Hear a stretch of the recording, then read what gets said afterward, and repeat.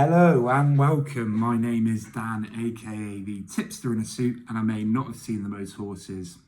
Definitely not been to the most racetracks, but I am the best judge of race form that I know. And this year is redemption.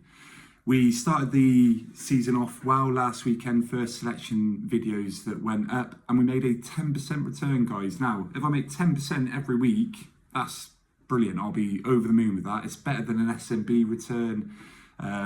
Any profit, obviously, I'll take, but 10%, happy with that. We're going to back that up with this weekend at Wetherby, Down and Ascot. And if you backed any of those winners that I had, let me know down in the comments below. Let me know which ones you had. Also, let me know whilst you're there any picks that you have for this weekend. And whilst there, leave me a like or a subscribe, or both of them. It massively helps me out and I would appreciate it. A brief touch on Friday's action, which sees Brighter Days Ahead return to action over hurdles. That is a little bit disappointing that we don't get to see her go chasing, but she is only 5. And with rumours that Lossiemouth is champion hurdle bound, she in the mare's hurdle will take a lot of beating. Her form behind Golden Ace keeps stacking up as well, and she will take a lot of beating from Daddy Longlegs, who admittedly is race fit and has the advantage of the perfect trip. But I think Brighter Days Ahead may have too much. Elliot also sends out Yellow K for a hurdles debut over 2 miles 6. Now, if you saw Elliot talk about this horse in the At the Races season preview, you would have seen him say that Yellow Clay is definitely a 2-mile horse. So 2 weeks later, good to see he's out at nearly 3 miles on his debut. Firefox also makes his return to action, that's in a chase. Gringo Debrelli is a horse that's also returning for Elliot after 3 years off the track. And he was last seen coming third in a Challo, so he should have some useful form. Doubt he'll be fully revved up for this one, but it'd be interesting to see him back alongside Firefox, who again will take a lot of beating. On to Saturday's previews and selections, where I will cover the key races of the day and any selections I have in it. But I haven't had a selection in every race, there's a couple of difficult races in there. So we're going to start off at Wetherby, and the first race there is a novice hurdle race where the top 3 in the market have already been seen over hurdles. It's the John Joe O'Neill trained Roads Less Travelled is the favourite, and he looks like the one who needs to be beaten here. His RPR was at 16 better than any other horse in the race, and he's only carrying a £6 penny for that win. And he was a nice winner in his points race as well, so he's a strong favourite, but I'm putting £7.50 on the nose of him at 6-4. The second Fav Merlaco was a nice bumper winner over in Ireland, but he needs to turn around a stone from his hurdles debut to put it up to our selection, so I think that's safe money there. The next race is the extended 2 mile 3 handicap chase, and a case can be made for most of these in what is a really competitive race, to be fair. I'm going to narrow in straight in on my selection, which is William Cody. He has a long list of 1s and 2s next to his name, and according to his RPRs, he's still improving with every run. Last time he finished miles behind the Wild Handicap Scout and Runner Jet Plane, but he himself was 20 odd lengths clear of the rest. That was off the back of an ease down victory of 108. So he's getting a basement weight here due to his rating. 365 are offering 3 places. So in this 7-runner race, I've had £5 each way on him at 15-2, and that's William Cody. After that race is a 2 miles mare listed hurdle race, and as you may have seen in the last video, if you saw that, I put £25 on the nose of Lucia, and I did that at 4-5 anti-post. With Brighter Days Ahead running Friday, which is today, and Kateria being pulled out, the rest of them all have way too much to find on the ratings and weights, with the main threat being Take No Chances, but that Scout and Runner is definitely better over 2.5 or 3 miles and won't have the gears to stay with Lucia. Sweet Fantasy is rated as the main danger, but tends to run freely. So I'd expect that kind of tactic would then play into Lucia's hands, and for me, she's an absolute banker. You can still get 8-11, and that's a very fair price for that banker. That's followed up by the first graded long distance hurdle race of the season, the West Yorkshire Hurdle. I'm ruling out Twig, who ran a blinder in the Ultima, but this is probably just a pipe opener on his way to the National. All Mankind, as you may know, is a favourite of mine, but he's the lowest rated of these, and I'm unsure his stamina will... he will have the stamina for 3 miles, particularly with his front-running tactics. He'd be a happy surprise winner, but he would be an unbacked one from me. Kateria has good form at the middle distance trips, but questions remain if she can handle genuinely run 3 mile races, which this will end up being. I don't see her having the ability of West Balboa from the same connections, so it's a fab that I will be swerving. Sandor Clegane runs in this and is coming back after a go over fences last season. He was found wanting by Embassy Gardens, and I expect that level of form isn't going to be up to winning this race, so he's been swerved as well. Dashel Drasher will run this race for sure. He's solid, rock solid over an obstacles, and his record fresh is 2-1-1. But he does carry a penalty, and he's at age 11, so I think he could find a younger one that just goes by him. That one may well be Thunder Rock. He's a solid contender who seems to hate jumping fences at times, to be honest, particularly at Cheltenham. He wouldn't have much to find on the ratings, but he is 4-1 in this 7-runner, so I don't really want to play him either. It is a fascinating race and one I'll be watching, but it's one I'm watching without a bet. There's too many questions to answer for me, but it is a really good spectacle of a race and one you should be watching. It's a similar play in the Charlie Hall Chase that sees Braveman Games top of the market. He was touched off on this one last year, if you remember, against a race-fit Gentleman's Game, and that was after a terrible jump at the last. He could easily make amends on this on his way to the Betfair Chase later in the season, but he's 8-11, and that is a little bit too short for me. Grey Dawning won't be running this weekend according to Scouting. He wants a lot of juice in the ground, and the ground's currently good. While Conflated is a brilliant horse who, when he can stay on his feet, he unseats far too often for me. French Dynamite is from the same connections as Gentleman's Game, and he's fresh from his win over Manila Indo in a grade 3 too. Hanging There is somehow rated 159 after one win in the summer over 4. He's a 25-1 shot, but he shouldn't be backed at 500-1. No chance whatsoever Hanging There. As you may know, I played Sam Brown. I did a 5 each way at 33-1 and then again at 50-1. I got that 3 places, and if he comes in the top 3 in what looks like being a 6-runner race, I get paid, you know. So he's up there in the ratings. He always runs a solid race to Sam Brown, and I think those who challenge Braveman's Game may fade late, and he may pick up the pieces. Don't be surprised if French Dynamite puts it to him either, but the play in that is my antiposed play on Sam Brown. The final race I'm going to review at Wetherby is a 2-mile handicap hurdle.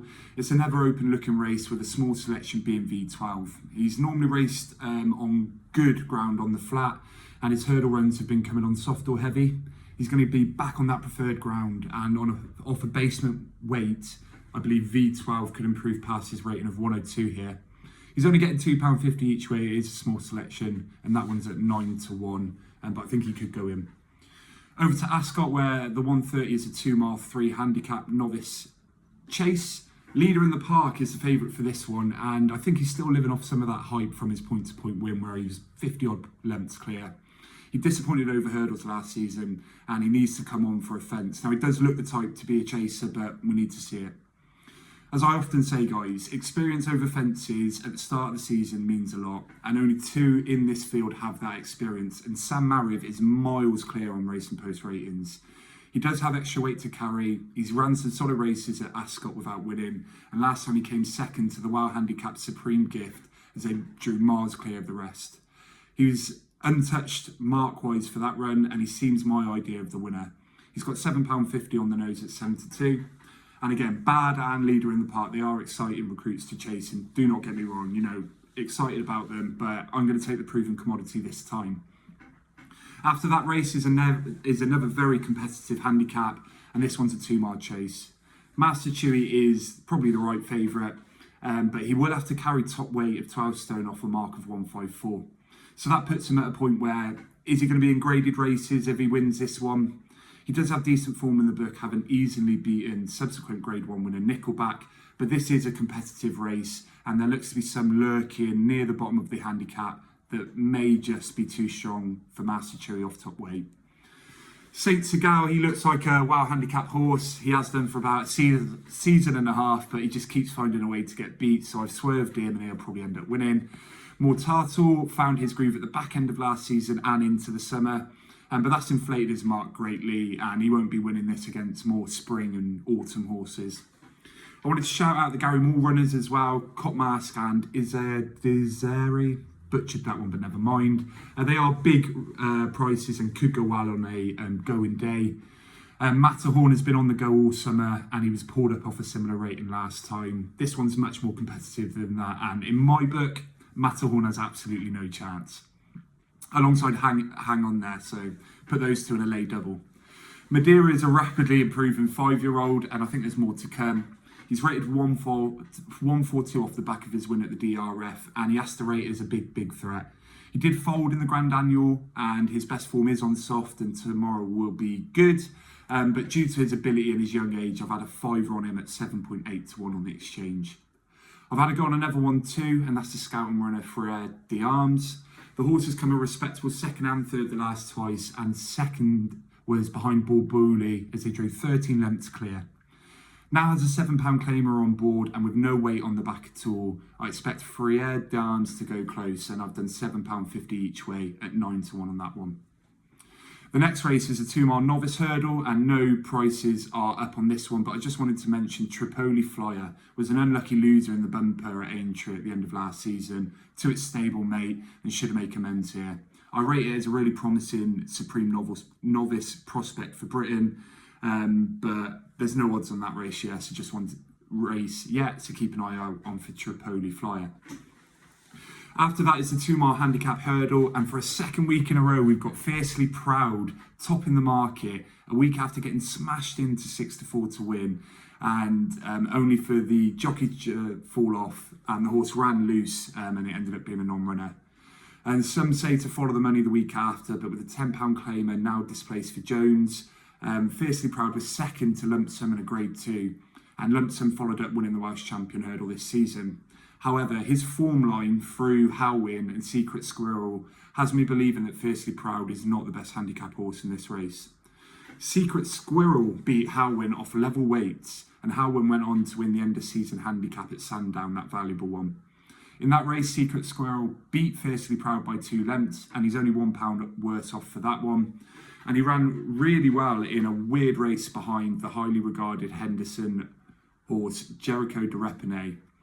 Is 126, beat Howin off level weights, and I think he's underestimated, so he's had £10 each way at 5 to 1. Affordale deserves a mention. He ran a cracker at Aintree off 130, but has been poor subsequently. He's finally been dropped £3, and I feel he could be overlooked at 16 to 1, as he's still improving and only a 5-year-old. I don't want to bet the each way portion because he's a bit shittle bust, to be honest with you, but I've had £5 on the nose at 16 to 1 on Affordale. I've got a third selection in this race as well. I do apologise, guys. I'm back in the field. But it's another 5-year-old Jour d'Evasion. He's a runner who keeps improving every time. And the RPRs and his rating keep getting better. Last time he posted an RPR of 114, which was his best. And considering the weight he receives from his rivals, it puts him top of the pile on his best RPR compared to the weight he's receiving.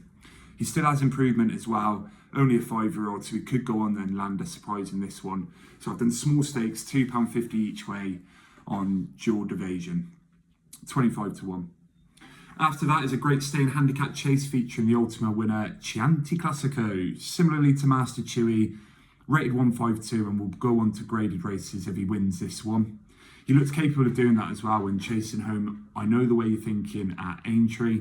Some of these will be preserving their mark for other occasions, so Chianti Classico could go in at 5 to 2. Am I Right is second fav. It's a cliff horse for David Jennings, as you may have seen. He's had enough chances off that mark. I don't see him troubling at the front. I don't think he's one who will win here. Kitty's Light is definitely being aimed at the National, so we'll be awful every run until then. Phlegmatic is an interesting one and looks well treated off the best form from last season, guys. Back down to a mark of 139, a mark he's proven to have been competitive of in the past. He's got £5 each way at 20 to 1 for Scouting, and Hidden Depths will be the second selection. He's been much improved when stepped up to further distances and staying trips. He beat the reopposing Mars from Wicklow by 2 lengths, but was good for that win, to be honest. Could have had more in hand, and I think this further distance means he'll confirm that form. With race fitness on his side as well, he rates as a really solid chance, and I'm giving him £7.50 each way at 12 to 1. The last is a bumper at Ascot, so no interest in that one. I'll just be watching that one. It's a watching brief. So we go to Down Royal, also known as Elliott's start of season fun fair, to review some of the races there. The second race sees the return of champion bumper second, Romeo Coolio. That's over 2 mile one in a novice hurdle, and that'll be worth a watch to see how he gets on. The 135 is an interesting handicap hurdle. Carla Conti, if you remember, was a game juvenile last season and recorded a win, admittedly receiving a lot of weight from Cargisi, and that was the keenest version of Cargisi as well, who is unbelievably keen. It's also an Elliott runner, so that has to be considered. But I've gone for Halvik Dream at 8-1. It's rated as high as 105 on the flat. That's an extraordinary flat rating. And it's good enough to be in group races on that discipline. He started off to life over hurdles with a nice maiden win, and then he was seen fourth in a very competitive maiden. He was 10 lengths behind Fun, given that one weight.